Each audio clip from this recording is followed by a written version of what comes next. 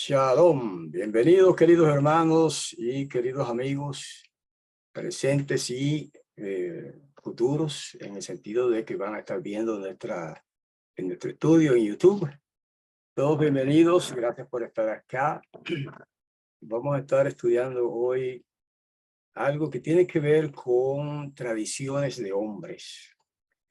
Y pregunto, ¿habrá tradiciones de hombres en el cristianismo? Muchas. ¿Habrá tradiciones de hombres en el judaísmo? Muchas también. ¿Habrá tradiciones de hombres en los modernos movimientos judío-mesiánicos? También las hay.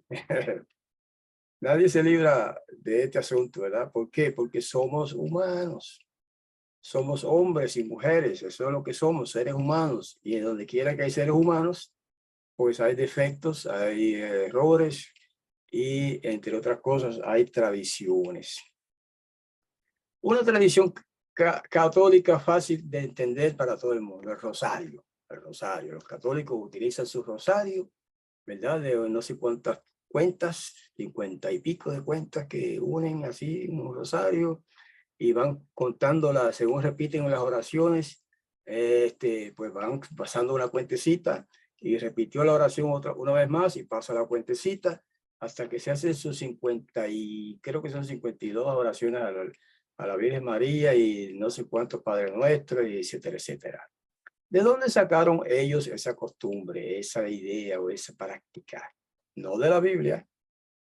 Esa costumbre es una copia tomada de las religiones orientales, allá del oriente, como decir, sé yo, no quiero mencionar nombres, pero en muchas de estas religiones paganas siempre ha existido, antes de que existiera el catolicismo, existía ya esa práctica de un rosario, aunque no lo llamaran así, pero es lo mismo, rosario, para ir contando las veces que repiten las mismas oraciones.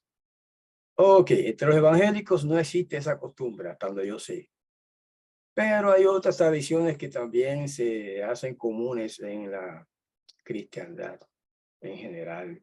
Entre algunos grupos, por ejemplo, existe la tradición de gritar, de hacer su culto, su servicio de oración a pulmón limpio, ahí gritando, todo lo que da. ¿Es una costumbre bíblica? No lo es, pero es una tradición de hombres. Y así por el estilo, para mencionar nada más que esas dos o tres. Hay otros que entienden que tienen que ponerse ponerse un manto de oración, que le llaman el talit. Esos son los mesiánicos y los judíos tradicionales también. Y piensan que están cumpliendo algo de la Torá con eso. Pues no, eso es una mera tradición. La Torá no habla de mantos de oración, ¿ok? No existe tal cosa en la Torá como usar un manto de oración. Lo que sí existe es el mandato, la misbah, de poner flecos en la ropa de salir, pero es en la ropa, no es en un manto de oración. Y así mencionamos nada más que esas dos o tres elementos que son meras tradiciones de hombres, costumbres que tienen supuestamente origen en la Sagrada Escritura, pero no es verdad. Ok, pues vamos a entrar ahora al estudio de un pasaje de las Escrituras. Hay varios pasajes que vamos a considerar hoy y vamos a compartir este documento con ustedes también. Ok, el Mesías condena las tradiciones de hombres. Hay una lectura bíblica ahí que nos vamos a hacer ahora para abreviar. En Mateo 15, 1 al 20, todos pueden leer en su casa.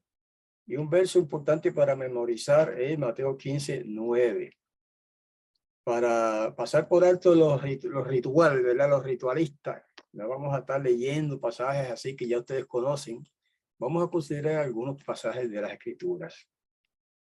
Después, y lo hacemos como siempre en forma de preguntas y respuestas, o preguntas y versos de la Escritura. Después de la alimentación de las multitudes, ¿quiénes vinieron a Yahoshua? Mateo 15:1, sencillo, dice, entonces se acercaron a Yahoshua unos fariseos y escribas de Jerusalén, diciendo lo que vamos a leer después.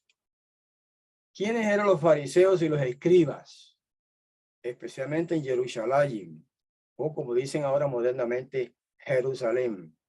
Bueno, esos eran los grandes religiosos de aquel tiempo, del siglo I, donde estaba, cuando estuvo el Mesías acá en la tierra allí de Israel. Los fariseos eran una de las sectas religiosas en lo que ahora llaman el judaísmo. Y los escribas, pues, eran más o menos una secta, o más bien una función de personas que se dedicaban a no solamente a escribir, a copiar los textos sagrados, sino también a enseñar. En otras palabras, los fariseos y los escribas, al igual que los saduceos, que se van a mencionar después, eran los grandes maestros de Israel. Y en esta ocasión se menciona, después que de esa ocasión en que él multiplicó los panes y los pescados, pues se acercaron a él y le hablaron algo. Aunque varios textos que vamos a citar no todos se refieren a ese mismo incidente, pero tienen mucho que ver. Punto 2. ¿Qué acusación pusieron contra los discípulos del Mesías? Los fariseos y los escribas. Mateo 12:1 y 2 dice, en una ocasión, Yahoshua pasaba por los sembrados en Shabbat. Sus discípulos tuvieron hambre y comenzaron a arrancar espigas de trigo o de cebada, según, y empezaron a comer. Y al verlo los fariseos les dijeron, mira, tus discípulos hacen lo que no es lícito hacer en Shabbat. Ahí le dieron un regañito. ¿Así? ¿De dónde sacan ellos esa idea? Bueno, en la Torá se prohíbe cosechar en Shabbat. Eso está claro, eso nadie puede ir en contra de eso. La Torá prohíbe cosechar los sembrados, sea de trigo, de cebada o de lo que fuera. Lo más que se acostumbraba era la cebada. En Shabbat había que detener la cosecha. Podían cosechar durante 6 días. El séptimo día tenía que detener la cosecha. Eso es lo que manda la Torá. Entonces, estos fariseos iban a los extremos, llegaron a ir a los extremos de decir que no solamente está prohibido cosechar así en grande escala, sino que también está prohibido cosechar en pequeña escala para comer. Que era lo que estaban haciendo los discípulos en ese momento. Y ahí se salieron de la senda verdadera. Eso es una tradición de hombres. Porque incluso la Torá también manda que cuando alguien pasa por no vamos a entrar en todos los detalles ahora, ¿verdad? Cuando un israelita pasaba por un sembrado, en cualquier día que fuera, podía coger un poco del producto maduro ya, ¿verdad? De ese sembrado y comer ahí mismo en la finca de esa persona. No tenía que pedirle permiso a nadie, porque la Torá mandaba a eso, que podía, los terratenientes que tenían grandes siembras, tenían que permitir eso, que los que iban pasando por sus sembrados podían agarrar espigas y lo que fuera, según el fruto que fuera, ¿verdad? Y comer estando ahí. Lo que no podían hacer, y lo especifica la Torá, es recoger mucho fruto para llevárselo. Eso no. ¿Eh? Entonces, fíjense como aquí los fariseos y escribas están confundiendo las cosas por medio de sus tradiciones de hombres. Porque lo que estaban haciendo los discípulos en este momento no era cosechando, era cumpliendo la otra parte de la Torá, de que al pasar por un sembrado podían comer un poco, ¿verdad? De lo que arrancaban allí de ese sembrado. Ahora, aquí la diferencia es que eso era un Shabbat. Entonces, ellos están diciendo, mira, tus discípulos están cosechando en Shabbat. Y eso está prohibido. Esa es tradición pura de hombres. Eso no es lo que enseña la Torá. Vamos a ver un poquito más adelante. ¿Qué contraacusación le hizo Yahoshua en el verso 3 y 4 y adelante? Él les dijo, ¿no han leído ustedes lo que hizo David cuando tuvo hambre, él y los que estaban con él? Cómo entró en la casa de Elohim, el templo, y comieron los panes de la presencia, cosa que no les estaba permitido comer ni a él ni a los que estaban con él, sino solo a los sacerdotes. Ahí termina la pregunta. Él hizo una pregunta grande. Y en el verso 5 le hizo otra pregunta. Tampoco han leído en la Torá que en los Shabbatot los sacerdotes profanan el Shabbat en el templo y quedan sin culpa. Pero les digo, concluye él, que uno mayor que el templo está aquí. Hermano, ¿quién estaba ahí hablando en ese momento? Nada menos que el Hijo del Todopoderoso, el Hijo del Creador del universo, el Mashiach, el Rey ungido de Israel. Y ese es más grande que el templo. No lo digo yo, lo dijo él. Pero les digo, refiriéndose a él mismo, que uno mayor que el templo está aquí. Entonces fíjense cómo él les rebate a esos fariseos y escribas que lo critican por eso. Él les rebate su teoría, o vamos a decir su acusación, citando otras dos situaciones más difíciles todavía de explicar y que sin embargo la Torá no condena. Mira, ya vamos a repetir una partecita. El verso 4, ¿cómo entró en la casa de Elohim David y los suyos? Y comieron los panes de la presencia, cosa que no le estaba permitido comer ni a él ni a los que estaban con él, sino solo a los sacerdotes. Eso es así. Sin embargo, nadie los castigó por eso. Yahweh no se enojó por eso. ¿Por qué? Porque la necesidad de comida va primero que los ritualismos. Y hasta que no aprendamos eso, no observamos bien la Torá. Entonces, peor, tampoco han leído en la Torá que en los Shabbatot los sacerdotes profanan el Shabbat en el templo y quedan sin culpa. Supongo que ellos tendrían que decir, sí, hemos leído eso, porque así era. ¿Y los sacerdotes profanaban el Shabbat en el templo? Por supuesto que sí. Ah, ¿cómo? Hermanos, tenemos que abrir nuestra mente. ¿Ellos hacían sacrificios de corderos en Shabbat? Sí.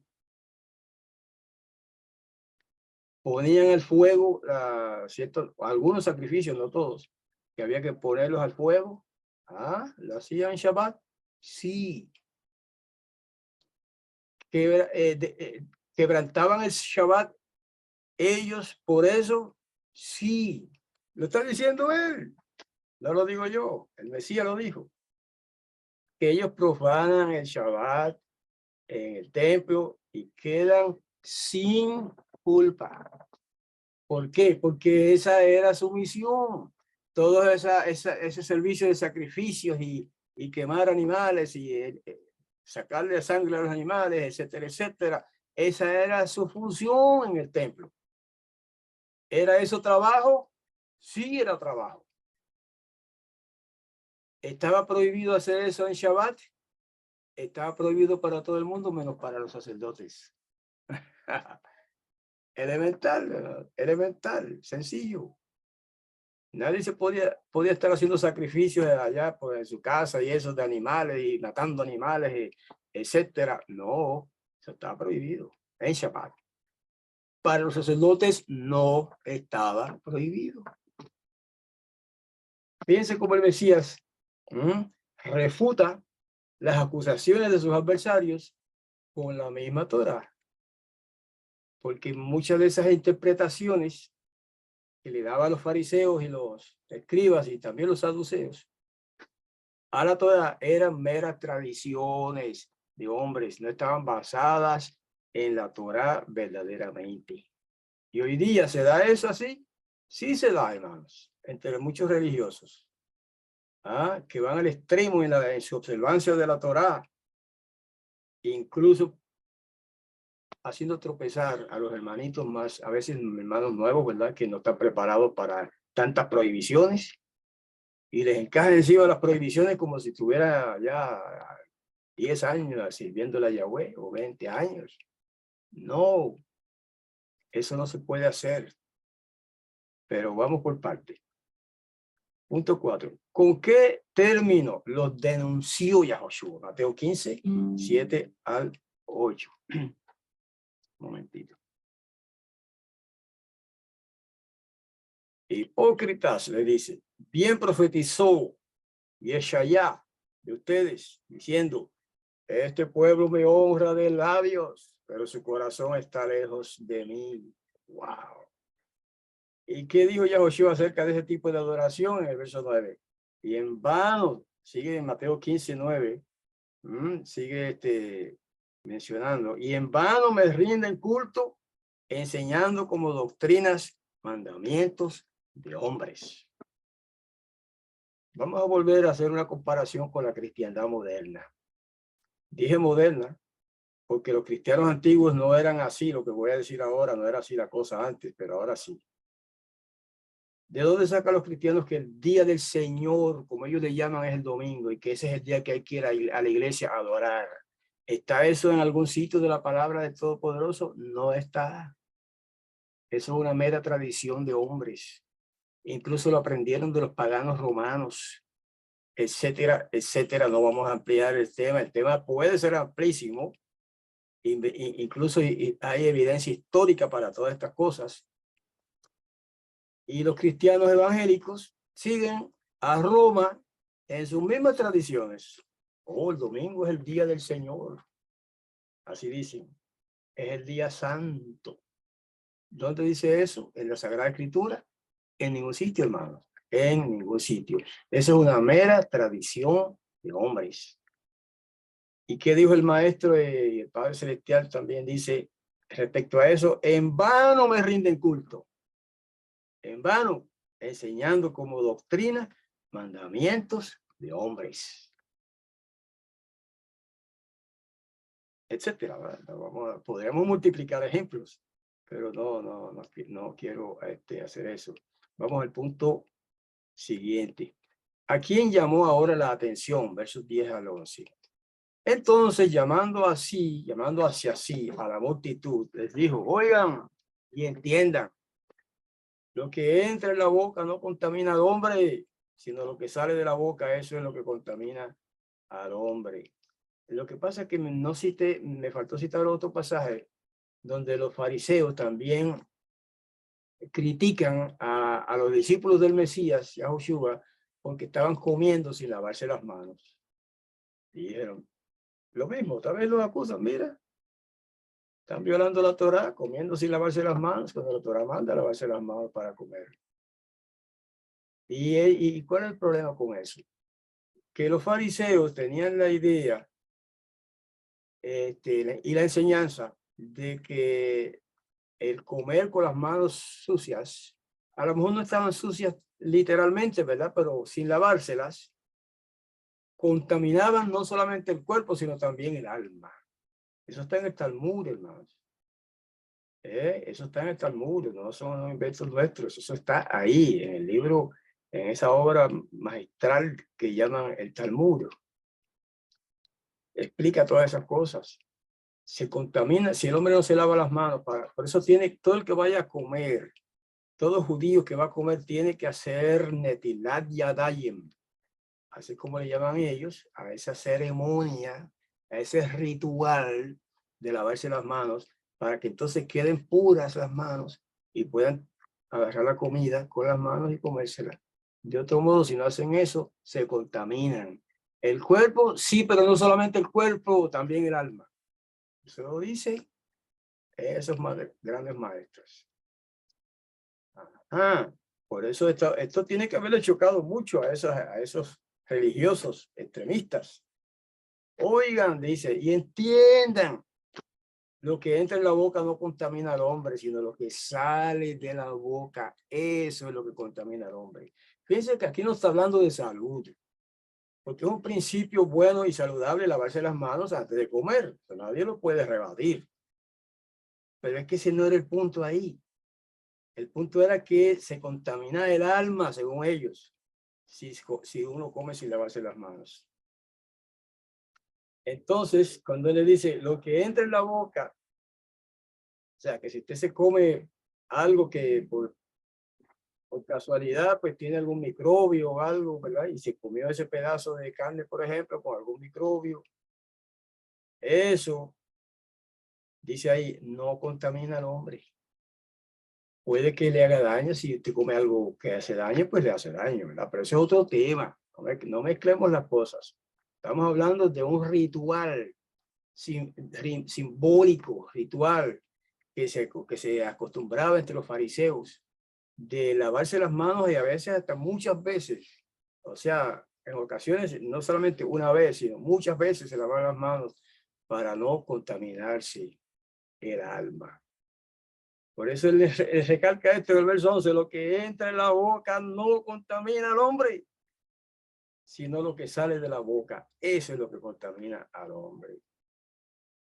Y hay otro pasaje que algunos malinterpretan, pero lo vamos a considerar después. Entonces, ¿a quién ofendió eso? Mira el verso 12. Entonces se acercaron los discípulos y le dijeron, ¿sabes que los fariseos se ofendieron al oír esas palabras? Se ofendieron. Porque el Mesías les dijo una gran verdad. Y eso contradecía totalmente las tradiciones humanas que corrían, ¿verdad? Que circulaban en el judaísmo del siglo I. Y todavía funciona igual. ¿Sabe que se ofendieron al oír esas palabras? Vamos al siguiente. ¿A qué se asemejaban estos fariseos y qué él dijo que sería su fin? Verso 14. Mateo 15, 14. Déjenlos, son ciegos, guías de ciegos. Pero si el ciego guía al ciego, ambos caerán en el hoyo. Algo sencillo. Si un ciego guía a otro ciego, ambos van a caer en un hoyo. Entonces, el Mesías, nada menos que el Mesías, el Hijo de Todopoderoso, el Rey de Israel, dijo que los fariseos, los grandes maestros fariseos de su tiempo, en el siglo I, eran ciegos, guiando a ciegos. ¿Por qué? Por lo que en muy breve resumen hemos dicho hasta ahora. Porque le daban gran importancia a los ritualismos, a las tradiciones. Le daban más importancia a eso que a otros principios más importantes como son el amor, el respeto, la caridad, etcétera, etcétera. Eso está en otros pasajes también, ¿verdad? Estamos resumiendo. Y fíjense lo que expresó Kefá. Kefá era lo que llaman en griego Petros. Y de ahí pasa al español como Pedro, ¿verdad? Pedro. Kefá significa piedra. Y Petros en griego pues, significa piedra también. Pero se preserva en la escritura ese nombre también en arameo, Kefá. Respondió Kefá y le dijo al Mesías, explícanos esa comparación. Yahshua dijo, ¿también ustedes carecen de entendimiento? Lo importante de esta pregunta es que los que no entienden esto que el Mesías acaba de explicar, carecen de entendimiento. ¿Y quién dijo eso? Nada menos que el Hijo de Todopoderoso. Y claro, él hizo de forma de pregunta, ¿verdad? ¿También ustedes carecen de entendimiento? ¿Es que no entienden esto? Que no es lo que entra en la boca lo que contamina el alma, sino que es lo que sale de la boca lo que contamina el alma. Vamos allá ahora. ¿Cuál es la conclusión de todo esto? Aquí está la explicación sencilla, abreviada. Mateo 15, 17 al 20. ¿No entienden que todo lo que entra en la boca va al estómago y sale a la letrina? Elemental. Pero, lo que sale de la boca, refiriéndose a las palabras, lo que sale de la boca viene del corazón, de la mente, que es lo mismo del concepto bíblico. Y eso contamina al hombre, porque del corazón, o sea, de la mente, salen los malos pensamientos, los homicidios, los adulterios, las fornicaciones, los robos, los falsos testimonios y las blasfemias. Estas cosas son las que contaminan al hombre. Pero el comer sin lavarse las manos no contamina al hombre. Hermanos, qué principio glorioso enunció nuestro Salvador ahí, nuestro Redentor, el Mesías Yahushua. Las palabras, los pensamientos malos, los homicidios, los adulterios, fornicaciones, etcétera, etcétera, los robos. Eso es lo que contamina el alma. No comer sin lavarse las manos. Es bueno lavarse las manos para comer, ¿verdad? Pero ese no es el tema. El tema es el énfasis que esta gente, que aquellas personas le daban al ritualismo ese de lavarse las manos, como un mero ritual. ¿Ok? Hermanos, fíjense que son pocas las palabras que traigo hoy, pero este pasaje que acabamos de leer, Mateo 15, 17 al 20, resume todo lo que quería decir y lo dice en palabras sencillas y claras. Hay otro pasaje que algunos cristianos malinterpretan, pero no lo vamos a considerar hoy para no complicar la discusión, el asunto. Que ellos malinterpretan como diciendo, dando a entender, los muchos maestros cristianos modernos, que uno puede comer de todo, animales inmundos, sapos, ratones, puercos, lo que sea, y que basado en esa palabra que dijo el maestro, pero no consideran otro pasaje que refuta esa creencia, pero aquí, como dije antes, vamos a dejarlo para otro día porque debe ir ligado con otro tema, que es el tema de los animales inmundos, los animales que se pueden comer y los que no se pueden comer. Los que se pueden comer, que se consideran limpios en la Sagrada Escritura, en la Torá, y los que no se pueden comer, que son animales inmundos, impuros. Ese tema es tan amplio y tan profundo que tenemos que dejarlo para otro día.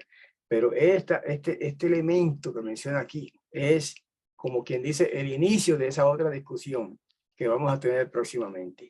¿Ok? Entonces, resumiendo otra vez, leyendo otra vez para terminar, del corazón, de la mente, es que salen las cosas que contaminan al hombre. Cuando se dice el hombre, se incluye la mujer, obviamente. El hombre quiere decir el ser humano. Y esos son los malos pensamientos, las enemistades, los homicidios, los adulterios, las fornicaciones, los robos, los falsos testimonios y las blasfemias. Fíjense qué específico fue. Esas son las cosas que contaminan al hombre. Queridos hermanos, en este momento quiero cerrar el análisis muy sencillo que hemos presentado hoy respecto a tradiciones de hombres. Ahora, en unos próximos temas, vamos a ampliar bastante el tema con otros ejemplos de tradiciones de hombres, tradiciones humanas que no emanan de la Torá y que no emanan de la enseñanza del Mesías y que no emanan de ninguna de los escritos de los profetas. Simplemente inventos, tradiciones de hombres que en algunos casos son incluso corruptos, espiritualmente hablando, ¿verdad? Y algunos físicamente también. Y eso hay que explicarlo respecto y en relación con el asunto de la dieta, de las comidas, porque a nosotros y a los judíos y a los creyentes y a los cristianos que también creen igual que nosotros de que no hay ciertas carnes que no se deben comer porque lo prohíbe la Torá, entonces nos critican y elevan argumentos de todas clases en contra de nuestra enseñanza y de nuestra práctica. Pero ese tema, como dije, vamos a ampliarlo lo más posible. No digo que sea la semana que viene, pero uno de los próximos temas. Lo importante en el día de hoy es qué es lo que contamina al hombre. No es algún microbio que se pueda tragar por casualidad, ¿verdad? Sin saber porque no se lavó las manos. Incluso el comer algún animal prohibido no contamina el alma. Puede contaminar su cuerpo, pero no el alma. etcétera. Una vez que entremos de lleno a ese tema, ustedes van a ver que hay muchos aspectos distintos de ese tema que es importante considerar con nuestros hermanos cristianos también, que los amamos a todos y por eso queremos que aprendan la verdad y que no se dejen engañar por tradiciones de hombres y tradiciones que no se basan en las sagradas escrituras. ¿Ok? Así que, queridos hermanos, hoy como a menudo hago, que el tema que he presentado ha sido muy breve y muy sencillo, pero otra vez, como siempre, invito a los hermanos que nos están viendo y escuchando en YouTube, de la Escuela Hebraica de YouTube, a que nos visiten viernes en la noche, que es lo que llamamos la noche de Shabbat. Es cuando nos reunimos aquí y lo que vamos a hacer ahora, después que termine la grabación, es analizar quizá opiniones de otros hermanos que están presentes o contestar preguntas de los hermanos presentes acá también. ¿Ok? Y por eso insisto en invitarlos, hermanos, porque no es lo mismo escuchar una grabación que escuchar una discusión en vivo y en directo, como hacemos acá todos los viernes en la noche, ¿ok? Respecto a distintos temas de las Sagradas Escrituras.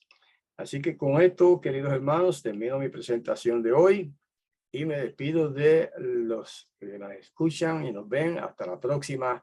Shalom. Que el Todopoderoso los bendiga a todos.